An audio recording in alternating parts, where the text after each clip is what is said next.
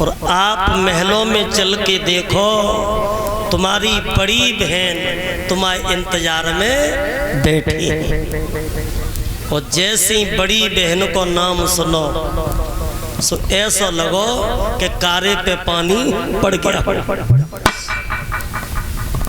विचार किया और कहने लगी, बांधी इसका मतलब यह है कि मेरे पति की दूसरी शादी हो चुकी है।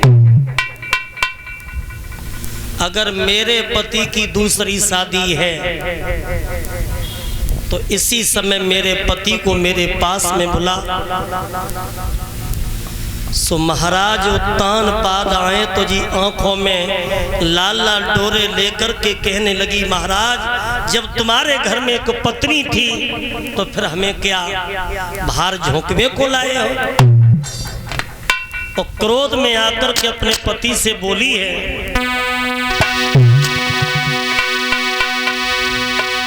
जब एक तुम्हारे रानी थी तो मोय व्यर्थ में लाए हो,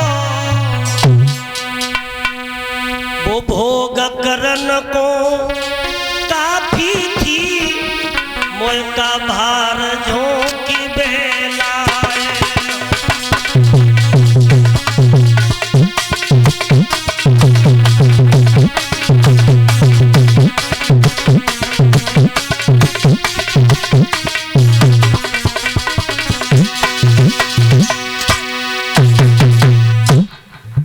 मेरा लौटा दो पीहर डोला,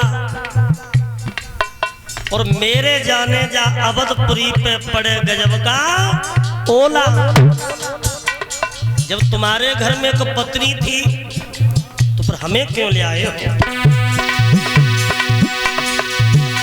जब एक तुम्हारे रानी थी तो कोई गर्थ में लाए हो, वो भोग करन को काफी थी, मोए भार झोंकी में लाए हो।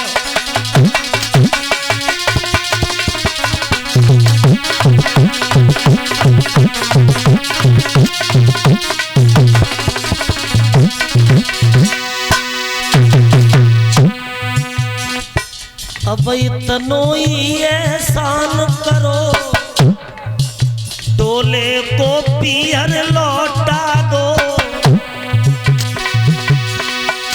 अब इतनोई एहसान करो, डोले को पीहर लौटा दो।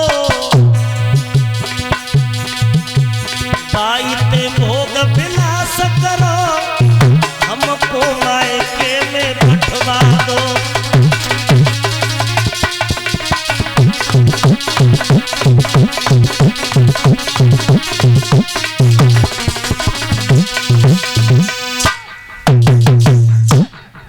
हम तब उतरे डोला से, पहले जा सोती को देव ने कार।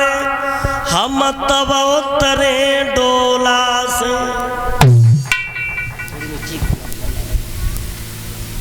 भाइयों, आज छोटी वाली कहने लगी, महाराज जब तुम्हारे एक घर में पहले से पत्नी थी तो पर हमें क्यों लाए हो।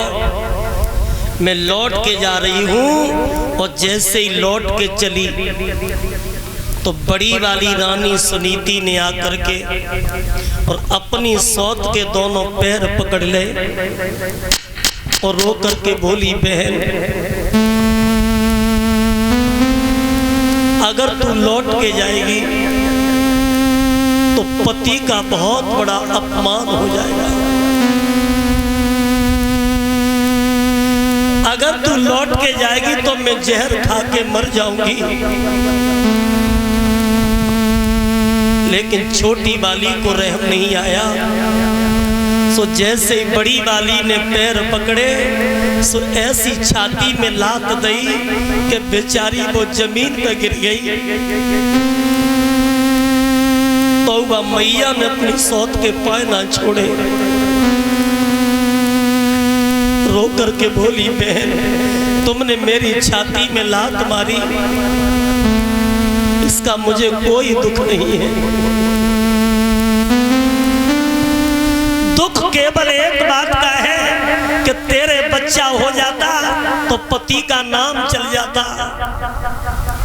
भक्तों, छोटी वाली ने आगे बढ़ के वो गाल पे तमाचा फिर दिया, अपने पति से कहा, देख लिया महाराज, ये कुलवंती क्या कहती है, वो बूढ़ी बिल्ली भगतिन बनके चिड़ियाघर में रहना चाहती है। अगर मेरे बच्चा पैदा हो गया तो जी बच्चे का गला घोंट के मार देगी और तुम्हें जहर दे देगी, मुझे घर से भगा देगी। अगर मुझे रोकना चाहते हो तो मेरी 3 शर्तें हैं। पहली शर्त यह है, आज से ये रानी के वस्त्र नहीं पहनेगी,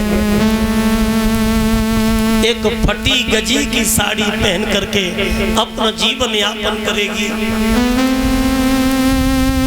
दूसरी शर्त यह है,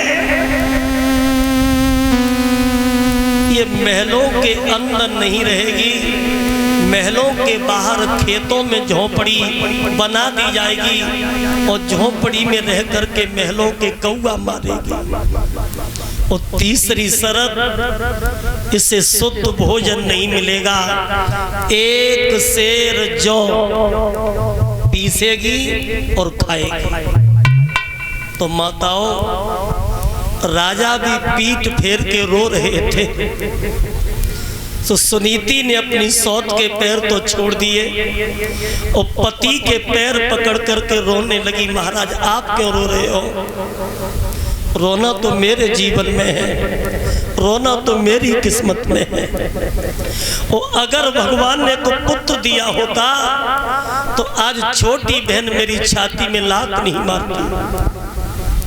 राजा कहने लगे, रानी मैंने तो तुमसे पहले ही मना किया था, अब तेरा क्या होगा? तो बोली है,